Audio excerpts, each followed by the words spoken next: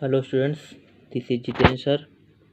आज हम class 9th के बच्चों को हिंदी विषय के अंतर्गत हिंदी काव्य में पहला चैप्टर जिसका नाम है साखी उसे पढ़ेंगे।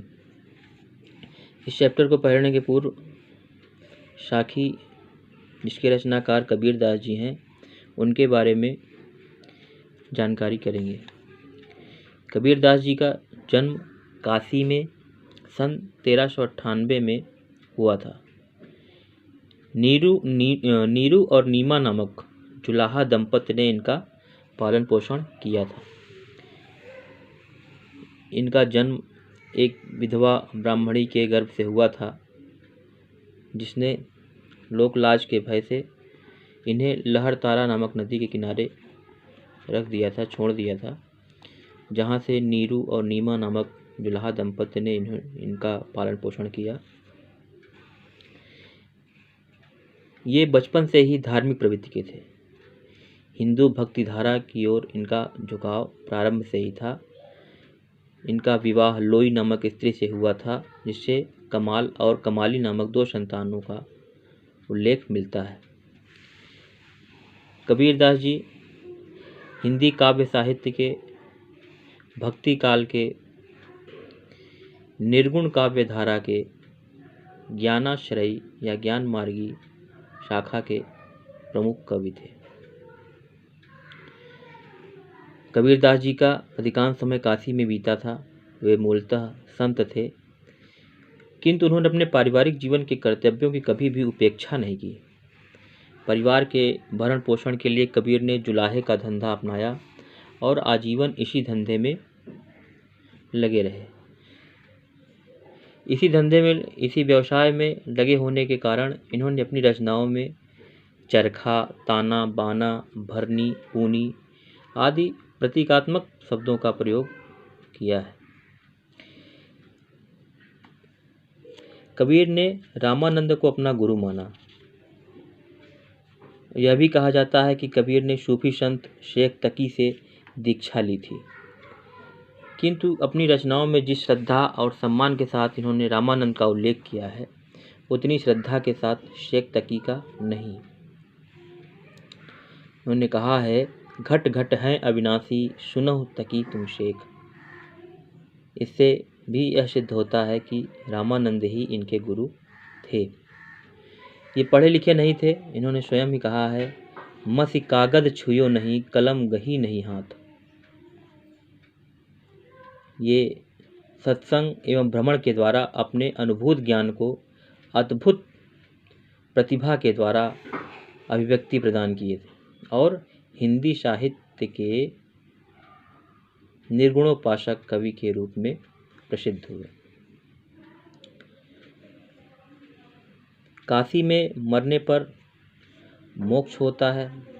इस अंधविश्वास को मिटाने के लिए कबीर जीवन के अंतिम दिनों में मगहर चले गए, जहाँ सन 1495 ईस्वी में इनका देहांत हुआ।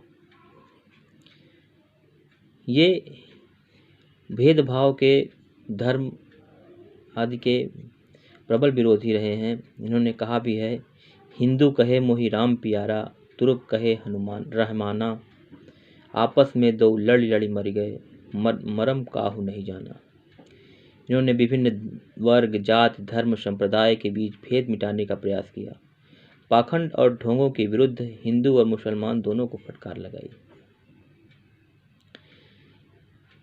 इन्होंने अपने जीवन में 3 प्रकार की रचना की है, जिनमें साखी, सबद और रामायणी है।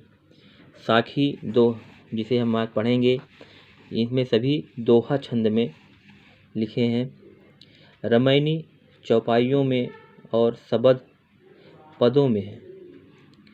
साखी और रामायणी मुक्तक काव्य है, जबकि सबद गीति काव्य है। ओके। और इनकी भाषा सधुक्कड़ी कहा जाता है, जिनमें कई प्रकार की भाषाओं का मेल था। इनमें भोजपुरी, अवधी, राजस्थानी, पंजाबी, अरबी और फारसी के शब्दों का प्रयोग मिलता है। यह हिंदी साहित्य में प्रथम रहस्यवादी कवि माने जाते हैं या प्रथम रहस्यवादी कवि होने का गौरव इन्हें प्राप्त है। भाषा इनकी सधुक्कड़ी या पंचमेल खिचड़ी कहा जाता है। रस की दृष्टि से इनके काव्य में शांत, श्रृंगार और हास्य रस की प्रधानता है। इन्होंने अपनी रचनाओं में उलटबासियों का अद्भुत प्रयोग किया है। ओके, अब हम इनके साखी जो की रचना है उसमें दोहों का अर्थ समझेंगे। पहला दोहा है, सतगुरु हमसु रीझ कर एक कहा प्रसंग, वर्षा बादल प्रेम का भीज गया सब अंग। रीझ कर माने होता है प्रसन्न होकर, प्रसंग माने होता है उपदेश या ज्ञान की बात। तो इसकी व्याख्या करने के लिए हम सबसे पहले ये संकेत लिखेंगे, सतगुरु हमसु फिर डैश डैश करके सब अंग, एक लाइन में संकेत हो गया। फिर उसके बाद इसका संदर्भ लिखेंगे। प्रस्तुत पद्यखंड या प्रस्तुत दोहा, प्रस्तुत साखी, कुछ भी ले सकते हैं। प्रस्तुत साखी हमारी पाठ्यपुस्तक हिंदी काव्य में संकलित एवं संत कबीर या निर्गुणोपासक ज्ञान मार्गी संत कबीर द्वारा रचित साखी नामक कविता शीर्षक से उद्धृत है या लिया गया है। ये संदर्भ हो गया। फिर प्रसंग हेडिंग डालेंगे। प्रसंग में क्या लिखेंगे, इस साखी में कबीर ने गुरु का महत्व बताते हुए कहा है कि गुरु की कृपा से ही ईश्वर के प्रति प्रेम उत्पन्न होता है। अब इसकी व्याख्या लिखेंगे। व्याख्या कैसे करेंगे, तो लिखेंगे, कबीर दास जी कहते हैं कि सतगुरु हमसु रीझ करी एक कहा प्रसंग। सतगुरु मेरे सच्चे गुरु ने हमसु हमारे मेरे से या हमसे रीझ कर प्रसन्न होकर, सतगुरु ने सच्चे गुरु ने मेरी सेवा भावना से प्रसन्न होकर मुझे एक कहा प्रसंग ज्ञान की एक बात समझाई, जिसे सुनकर मेरे हृदय में वर्षा बादल प्रेम का भीज गया सब अंग। जिसे सुनकर मेरे हृदय में ईश्वर के प्रति सच्चा प्रेम उत्पन्न हो गया। यह सच्चा प्रेम मुझे ऐसा प्रतीत होता है जैसे ईश्वर प्रेम रूपी जल से भरे बादल बरसने लगे। ईश्वर प्रेम रूपी जल से भरे बादल बरसने लगे हों और उस ईश्वरीय प्रेम की वर्षा से मेरा अंग अंग भीग गया। यहाँ पर कबीरदास जी के कहने का भाव यह है कि सतगुरु के उपदेश से ही हृदय में ईश्वर के प्रति प्रेम उत्पन्न होता है और उसी से मन को शांति मिलती है। इस प्रकार जीवन में गुरु का अत्यधिक महत्व है। इसके बाद इसमें काव्यगत सौंदर्य लिखेंगे। काव्य सौंदर्य में भाषा, रस, अलंकार, छंद, इस तरह से 3-4 पॉइंट लिखेंगे। सबसे पहले भाषा हमने बताया, पंचमेल खिचड़ी या सधुक्कड़ी कबीरदास जी की भाषा थी। रस शांत, अलंकार में रूपक है, दोहा छंद है। छंद दोहा हमने बताया कि साखी दोहा छंद में लिखा गया है, तो छंद दोहा है। अब दूसरा, राम नाम के पट तरे देवे कौ कछु नाहि, क्या ले गुर संतोषी हैं हौस रही मन माए।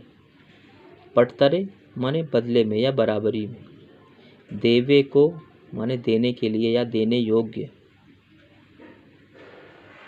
क्या ले गुर संतोषी हौस रही मन माए। हौस रही माने यह हमारे हृदय में हमारे हृदय में जो इच्छा है, जो अभिलाषा है वह, तो राम नाम के पट तरे, इसमें उसी तरह संदर्भ लिखेंगे, प्रसंग लिखेंगे।